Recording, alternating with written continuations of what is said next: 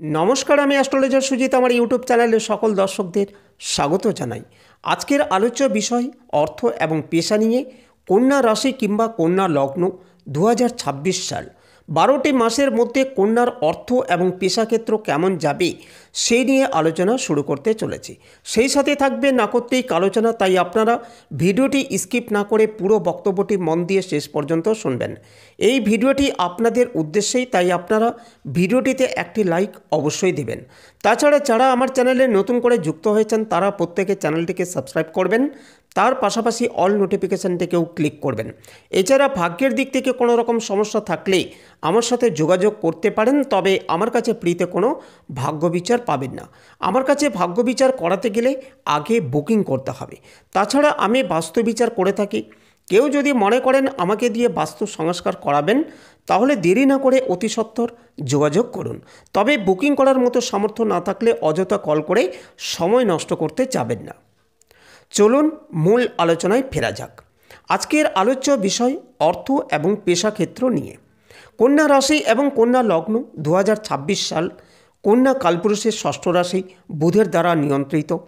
এই রাশি অত্যন্ত ক্রিয়েটিভ প্রকৃতির হয়ে থাকেন। 2026-এ আর্থিক ক্ষেত্র, সেভিংস, কর্মক্ষেত্র, নতুন চাকরি, ব্যবসা, শেয়ার মার্কেট কেমন যাবে সেই বিষয়েও আলোচনা শুরু করতে চলেছি। তার আগে প্রত্যেকে লাইক সাবস্ক্রাইব করবেন। চলুন শুরু করি।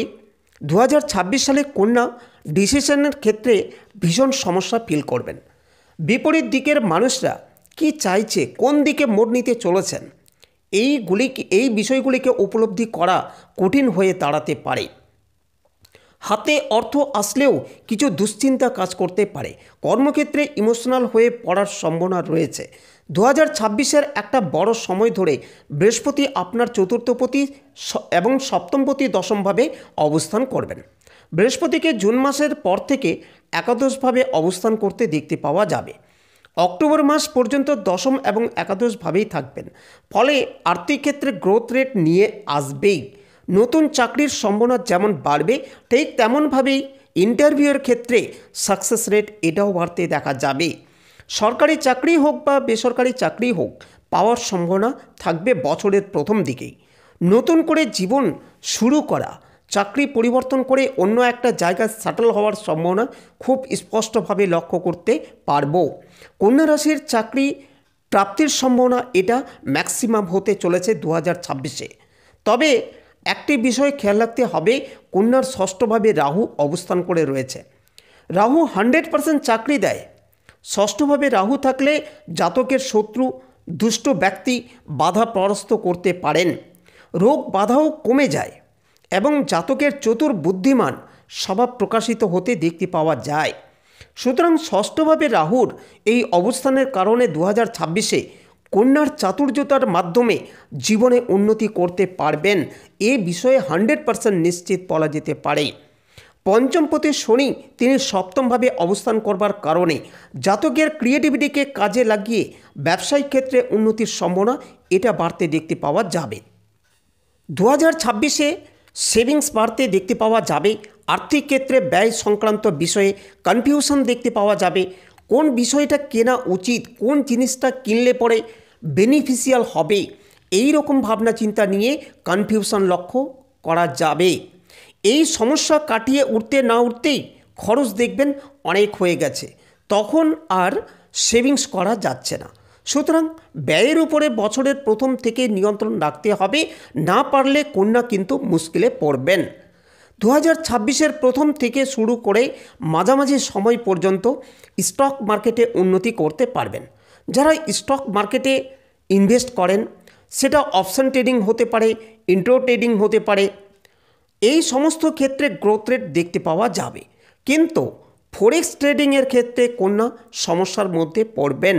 যদি এই মুহূর্তে ফরেন কারেন্সি ট্রেডিংয়ে ইনভেস্ট করে থাকেন, সেই ক্ষেত্রে অবশ্যই আপনাকে খেয়াল রাখতে হবে যে যতটা সম্ভব আপনার বিনিয়োগকারী পুঁজি সেটাকে তুলে নিতে হবে।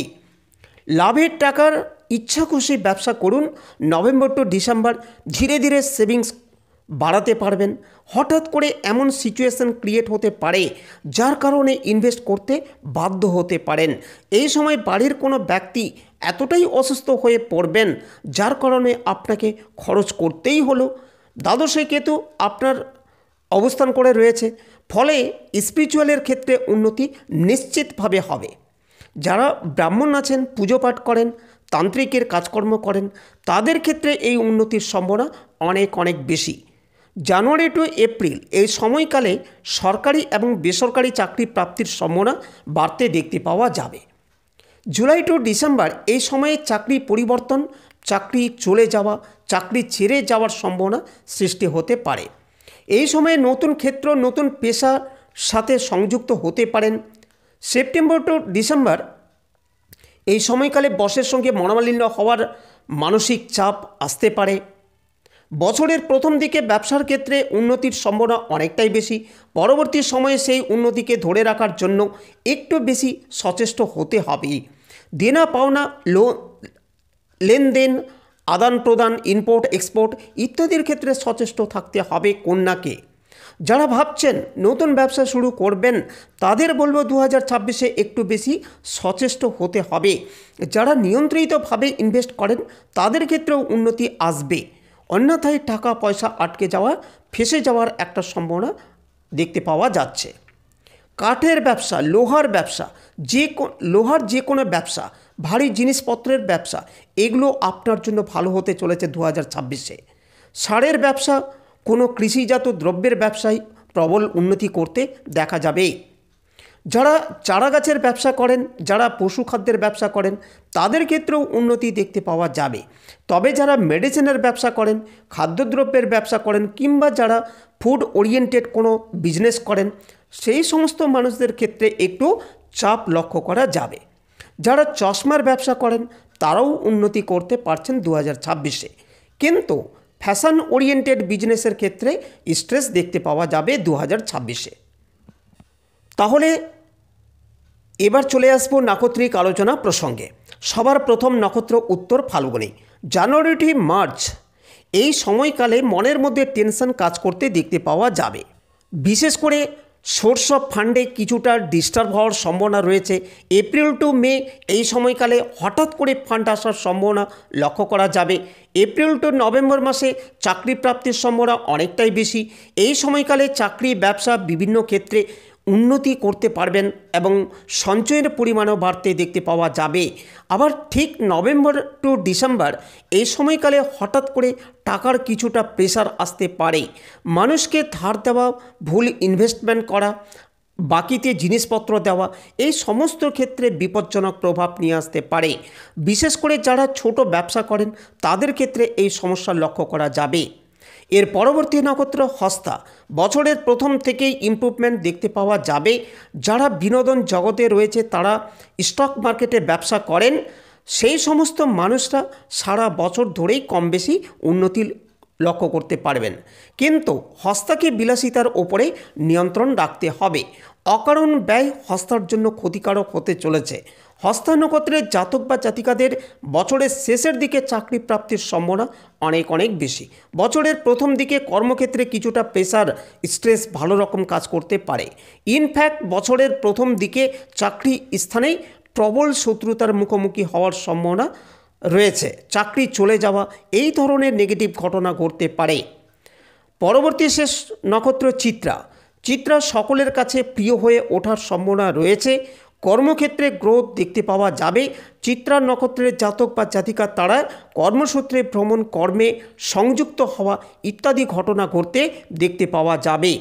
চিত্রা নক্ষত্রের জাতক বা জাতিকাদের কর্মসংক্রান্ত ক্ষেত্রে প্রতারিত হওয়ার সম্ভাবনা লক্ষ্য করা যাচ্ছে। নতুন ব্যবসার ক্ষেত্রে সাকসেস লক্ষ্য করা যাচ্ছে। দীক্ষা নেওয়ার ক্ষেত্রে চিত্রার সম্ভাবনা অনেকটাই বেশি। চাকরি প্রাপ্তির ক্ষেত্রে সুযোগ আসবে। প্রত্যেকটা কাজ এই সময় সিস্টেমেটিক ওয়েতে করতে হবে। তাহলে কন্যা রাশি এবং তার 3 নক্ষত্র সম্পর্কে একটা সাধারণ ধারণা আপনাদেরকে জানালাম। 2026 ফাইন্যান্স, সেভিংস, আর্থিক ভাগ্য কেমন হতে চলেছে সেগুলো আলোচনা করলাম। ভিডিওটি ভালো লাগলে অবশ্যই লাইক, শেয়ার এবং সাবস্ক্রাইব করবেন। ভিডিওটি এখানে সমাপ্ত করলাম। ভালো থাকবেন প্রত্যেকে। ভিডিওটি শেষ পর্যন্ত শোনার জন্য প্রত্যেককে অসংখ্য ধন্যবাদ।